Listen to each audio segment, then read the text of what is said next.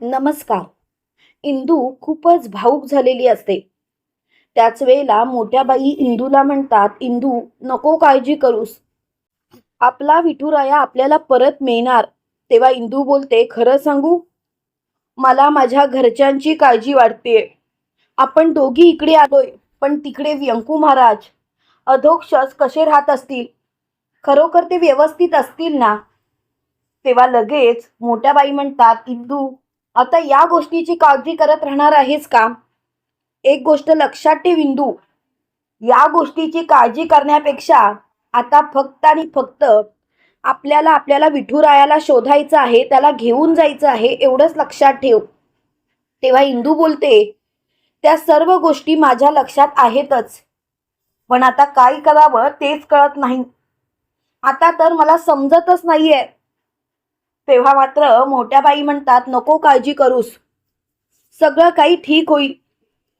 इकडे आपल्याला असं पाहायला मिळतं, अधोक्षज खूपच रडत असतो. तो विठुरायाला म्हणत असतो, विठुराया, आजपर्यंत मी तुझ्याजवळ काहीच मागितलं नाही, पण आता मात्र एकच गोष्ट मागतो, माझ्या इंदूला परत पाठव. मी माझ्या इंदूशिवाय राहू शकत नाही.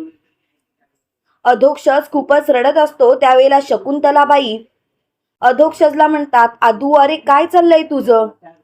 अरे रडून रडून तू स्वतःची हालत कशी केलीस ते तरी बघ. आदू प्लीज असं नको ना वागूस. तेव्हा मात्र अधोक्षज बोलतो, आई आई मला खूप काळजी वाटते, मला इंदूची खूप आठवण येते. खरं सांगू का काकू, आई सुद्धा घरात नाहीये. तेव्हा मात्र शकुंतलाबाई अधोक्षजला म्हणतात, आदू अरे याच गोष्टीचं तर मला आश्चर्य वाटतंय की मोठ्या बाई आणि इंदू एकत्र बाहेर गेल्यात. अरे पण त्या गेल्यात तरी कुठे? तेव्हा लगेच अधोक्षज बोलतो, त्या कुठेही गेल्या असतील तरी सुद्धा मला त्यांना शोधून आणायचं आहे, आणि जोपर्यंत मी त्यांना शोधून आणत नाही ना, तोपर्यंत मी शांत बसणार नाही. इकडे आपल्याला असं पाहायला मिळतं, श्रीकला इंदूच्या पाठीपाठी असते. ती इंदूचा पाठलाग करत असते. त्यावेळेला इंदू मोठ्या बाईंना म्हणते, मोठ्या बाई, असं का वाटतंय मला की कुठेतरी काहीतरी असं घडतंय जे आपल्याला दिसण्यातच येत नाही आहे. तेव्हा लगेच मोठ्या बाई म्हणतात, इंदू इंदू अगं काय झालं? इंदू तू असं का बोलतेस? त्यावेळेला इंदू बोलते, मोठ्या बाई, मला असं वाटतंय की कोणीतरी माझा पाठलाग करतय. तेव्हा लगेच मोठ्या बाई म्हणतात, तू जरा शांत होशील? तू जरा शांत हो इंदू. खरं सांगू का इंदू, तू या गोष्टीचा विचारच करू नकोस. तेव्हा मात्र इंदू बोलते, असं कसं बोलताय तुम्ही मोठ्या बाई? खरं सांगायचं तर मला याच गोष्टीची भीती वाटतेय की ती श्रीकला तर नाही आहे ना? तेव्हा मोठ्या बाई म्हणतात, असं जर का असेल तर श्रीकलाला आपण नक्कीच शोधून काढू, तू काळजी करू नकोस. एक गोष्ट लक्षात ठेव, तिला आपल्या पाठी लपून छपून वार करायचा असेल ना, पण आपण मात्र आधीच दोघी पण सुद्धा सावध आहोत हे तिच्या लक्षात येता कामा नये. इंदू तिला लपून छपून वार करू देत, आपण तिला तसंच गुपचूप पकडायचं. तेव्हा लगेच इंदू बोलते, मोठ्या बाई तुमचं सगळं बोलणं मला पटतंय, सगळं काही समजतंय, पण मोठ्या बाई तुम्हाला तर माहिती आहे श्रीकला कशी आहे ती. तेव्हा लगेच मोठ्या बाई म्हणतात, नको विचार करूस, सगळं काही नीटच होईल. इकडे श्रीकलाने तिच्या गुंडांना पैसे दिलेले असतात आणि ती तिच्या गुंडांना सांगत असते, काहीही करा पण त्या इंदू आणि त्या मोठ्या बाईला कायमचं संपवून टाका. तेव्हा मात्र ते गुंड बोलतात, हे बघा श्रीकला मॅडम, तुम्हाला वाटतंय तेवढं सोपं नाही. अहो ती इंद्रायणी आहे, इंद्रायणी, अहो तिला संपवणं एवढं सोपं नाही. तेव्हा मात्र मोठ्यानी श्रीकला बोलते, मी जेवढं सांगितलंय तेवढं करायचं, यापुढे असं काही एक बोलायचं नाही, आणि प्लीज या सर्व गोष्टी इथल्या इथे थांबवायच्या. तेव्हा मात्र तिची खूपच चिडचिड सुरू असते. त्याच वेळेला लगेच मोठ्यानी व्यंकू महाराज इकडे अधोक्षजला म्हणतात, आदू अरे तुझं काय चाललंय? आदू मला तर आज खूपच मोठी गोष्ट दिसली. अरे मी छोट्या इंदूला पाहिलं आणि मोठी इंदू सुद्धा माझ्या समोर होती. मला तर कळतच नाहीये नक्की काय चालू आहे आपल्या आयुष्यात. तेव्हा लगेच अधोक्षज बोलतो, व्यंकट काका मला समजत नाहीये. आणि तो लगेच व्यंकू महाराजांच्या मांडीवर डोकं टेकून रडायला लागतो. तेव्हा व्यंकू महाराज म्हणतात, आदू अरे असं काय करतोस बाळा, सगळं काही नीट होईल, तुला काळजी करायची गरजच नाही. तेव्हा मात्र अधोक्षज बोलतो, काही कर व्यंकट काका, पण माझ्या इंदूला माझ्या जवळ आण. मी माझ्या इंदू शिवाय नाही राहू शकत. त्यावेळेला लगेच व्यंकू महाराज म्हणतात, हे बघ अधोक्षज, विठुरायाच्या मनात सुद्धा असणार की तुम्ही दोघं एकत्रच राहावं आणि तो तुम्हा दोघांना एकत्र आणणार. माझ्यावरती विश्वास ठेव. अधोक्षज मी सांगतोय ना, सगळं काही नीटच होईल, तू काळजी करू नकोस म्हणून. तेव्हा लगेच अधोक्षज म्हणतो, मी काळजी करतच नाही, पण मला इंदूची खूप आठवण येते. खरं सांगायचं तर मला एवढी आठवण येते की मी सांगू शकत नाही. तेव्हा मात्र तो खूपच रडत असतो. तर इकडे मोठ्या बाई आणि इंदू झोपलेली असतात. त्यावेळेला श्रीकला मात्र खूपच घाणेरडी चाल खेळते. श्रीकला गुंडांना सांगते की त्या झोपडीला जाऊन पूर्णपणे आग लावा. तेव्हा मात्र ते गुंड बोलतात, तुम्हाला वाटतंय तेवढं सोपं नाहीये ते. श्रीकला मॅडम, तुम्ही आम्हाला असं करायला का सांगताय? तुम्ही जेव्हा मंदिराला आग लावायला सांगितली होती तेव्हा ती आग आपोआप विझली. अहो तुम्हाला नाही समजणार. तेव्हा लगेच श्रीकला बोलते, मी सांगतेय ना तेवढं करायचं. पैसे फेकतेय ना मी, मग उगाच शहाणपणा करायचा नाही आणि माझ्याशी या भाषेत तर बोलायचंच नाही. त्यामुळे स्वतःचं तोंड बंदच ठेवायचं. तेव्हा मात्र ती माणसं बोलतात, हे बघा मॅडम, तुम्ही आमच्यावरती जरी पैसे फेकत असाल ना तरी सुद्धा हे काम करणं आम्हाला पटत नाही. तेव्हा लगेच श्रीकला बोलते, जा दुप्पट पैसा देईल, पण काहीही झालं तरी सुद्धा ती इंदू आणि ती मोठी बाई संपलीच पाहिजे.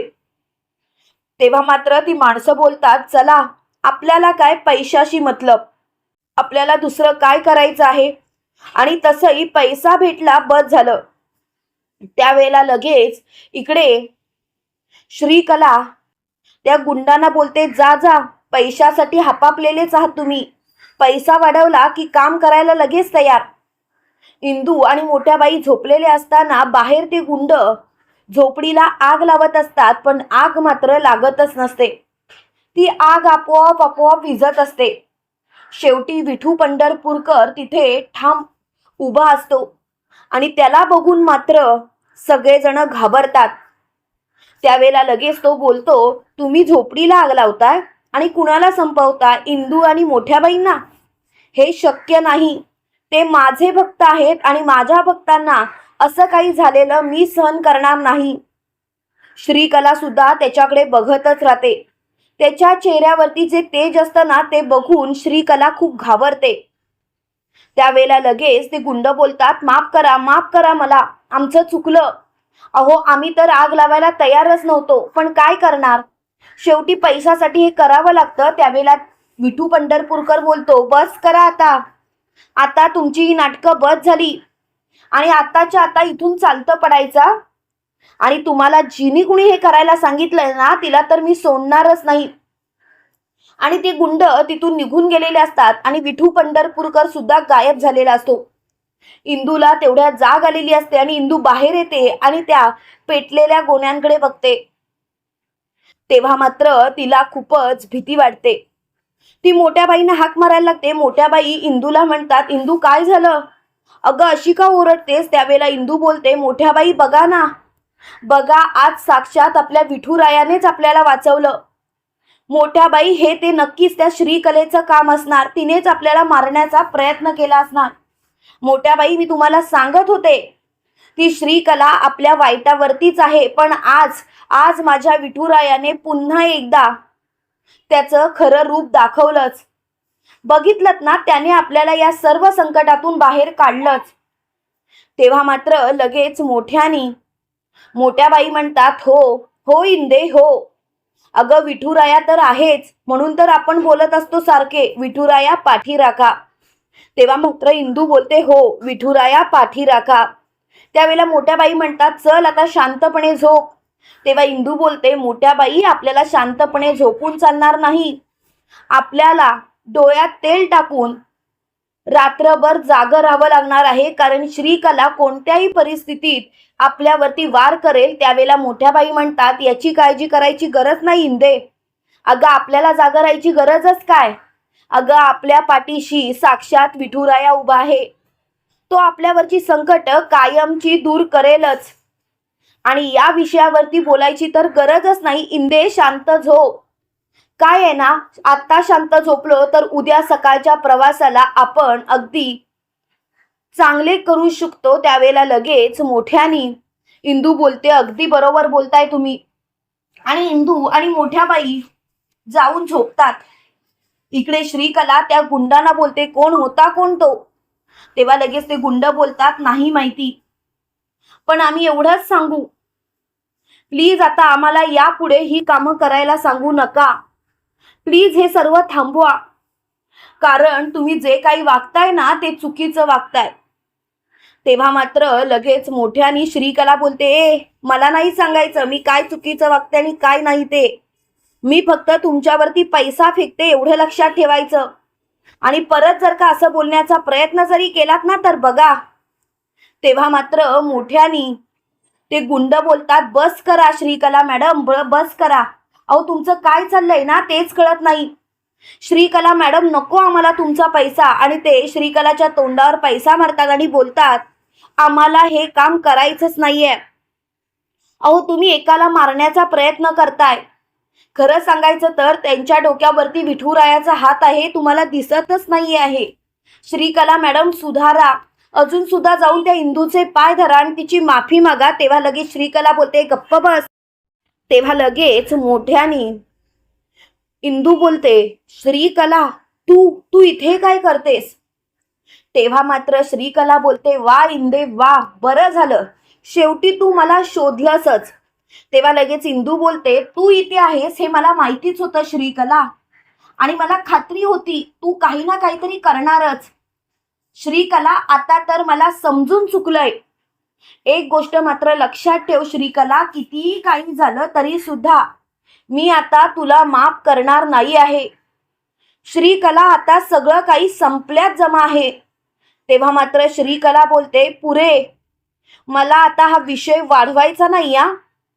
हा विषय जर का इथल्या इथे बंद झाला तर बरं होईल, नाहीतर सगळं काही संपल्यात जमा होईल. तेव्हा मात्र श्रीकलाची खूपच चिडचिड होते. त्यावेळेला लगेच मोठ्या बाई म्हणतात, श्रीकला अगं सुधार, स्वतःला सुधार. पोलिसांच्या ताब्यातून सुटलीस म्हणून तू आम्हाला मारण्याचा प्रयत्न करतेस. तू आम्हाला कितीही उद्ध्वस्त करण्याचा प्रयत्न कर श्रीकला, पण तुला मात्र आम्ही शांतपणे जगू देणार नाही. आणि तू कोणाला मारण्याचा प्रयत्न करतेस, आम्हाला, ज्यांच्या डोक्यावरती विठुरायाचा हात आहे त्यांना. श्रीकला तुझा हा प्लॅन कधीच यशस्वी होणार नाही. तेव्हा मात्र श्रीकला हदरलेली असते. तिला काय करावं तेच कळत नसतं. श्रीकला म्हणत असते, तुम्हाला असं वाटत असेल की तुम्ही जिंकलात, पण मी तुम्हाला जिंकू देणार नाही. तेव्हा मोठ्या बाई म्हणतात, जिंकणं हरणं जे काही नशिबात असेल ते असेल, पण एक गोष्ट लक्षात ठेव, शेवटी सत्याचीच बाजू जिंकते आणि शेवटी सत्याचाच विजय होतो. तू कितीही प्रयत्न कर श्रीकला, तरी सुद्धा तू आमचं वाकडं नाही करू शकत. तेव्हा मात्र श्रीकला मोठ्याने बोलते, पुरे, मला आता हा विषय वाढवायचाच नाहीये आणि हा विषय इथल्या इथे बंद केलात ना तर बरं होईल. तेव्हा मात्र इंदू बोलते, जाऊ देत ना, आता या मुलीशी मला काही एक बोलायचं नाही. आणि इंदू श्रीकलाला जोरात ढकलून देते आणि श्रीकलाला बोलते, आताच्या आता इथून चालतं पड, पुन्हा तुझं तोंड दाखवू नकोस. तेव्हा श्रीकला बोलते, इंदे जास्त शहाणपणा करू नकोस. दिवस तुझे भरलेत, माझे नाही. तुझी आता वाट लागणार की नाही बघ. तेव्हा मात्र लगेच इंदू बोलते, ते शक्य नाही, माझी वाट कधीच लागणार नाही. आणि एक सांगू का तुला मी, आता सगळं काही संपल्यात जमा आहे. तेव्हा मात्र श्रीकलाची खूपच चिडचिड झालेली असते. त्यावेळेला मोठ्या बाई म्हणतात, इंदे अगं तू कोणाच्या नादाला लागतेस, या बाईच्या. या बाईच्या नादाला लागायची गरजच नाही. इंदे, एक गोष्ट लक्षात ठेव, ही बाई काय लायकीची आहे आपल्याला चांगलंच माहिती आहे. इंदे, तू काळजी करू नकोस, सगळं काही व्यवस्थितच होईल. तेव्हा मात्र लगेच इंदू बोलते, मोठ्या बाई, खरं सांगू, श्रीकलाला सुधारण्याची संधी मी एक देतेच. मला तिने सुधारून दाखवावं. तेव्हा लगेच श्रीकला म्हणते, इंदू, तुला संपवल्याशिवाय मी शांत बसणार नाही. इंदू, तुला मी संपवणारच, आणि तेही कायमचं. तेव्हा मोठ्या बाई म्हणतात, इंदे, अगं ती वेडी झाले वेडी, तिला कळतच नाहीये ती कोणाला धमकी देते. तिला काय करायचंय ते करू देत, पण एक गोष्ट मात्र लक्षात ठेव इंदे, आपण सगळे एकत्र आहोत ना, मग काळजी करायची गरजच नाही. आता सगळं काही व्यवस्थितच होईल याची मला खात्री आहे. तेव्हा मात्र ती मोठ्याने बोलते, श्रीकला, आत्ताच्या आता इथून निघून जा, नाहीतर स्वतःच्याच पायावर धोंडा पाडून घेशील. तेव्हा लगेच श्रीकला बोलते, मला या विषयावर वाद घालायचा नाही आहे, आणि हा विषय आता इथल्या इथे बंद झाला तर बरं होईल. तेव्हा मात्र लगेच इंदू बोलते, चालती पड आता, श्रीकला, संपलाय खेळ तुझा. इकडे अधोक्षज मात्र काहीच खातपीत नसतो. त्यावेळेला लगेच मोठ्यानी व्यंकू महाराज म्हणतात, आदू, अरे असं कसं करून चालेल? आदू, तुझं हे वेगळंच काहीतरी चालू झालंय, मी तुला किती वेळा समजवावं? तेव्हा लगेच अधोक्षज म्हणतो, नाही, हे माझं प्रायश्चित्त आहे माझ्या इंदूवरती मी विश्वास न ठेवल्याचं. मी जर का तिच्यावरती विश्वास ठेवला असता तर आज माझी इंदू माझ्या जवळ असती. तेव्हा मात्र व्यंकू महाराज म्हणतात, आदू, अरे बस कर, अरे काय चाललंय काय तुझं? आदू, अरे असं नको वागूस, खरंच तुझ्या या गोष्टींचा मला त्रास होतो. तेव्हा मात्र लगेच अधोक्षज बोलतो, मला कळतंय तुम्हाला सर्वांनाच त्रास होतोय, पण मी स्वतःला सावरू शकत नाही, मला जाऊ दे तिथून. तुम्हाला काय वाटतं मित्रांनो, खरोखर इंदू आणि मोठ्या बाई विठुरायाच्या मूर्तीला घेऊन परत विठूच्या वाडीत परत येतील का? कमेंट करून नक्की कळवा. आणि असेच मालिकेंचे नवनवीन अपडेट पाहण्यासाठी व्हिडिओला लाईक आणि चॅनलला सबस्क्राईब करायला विसरू नका.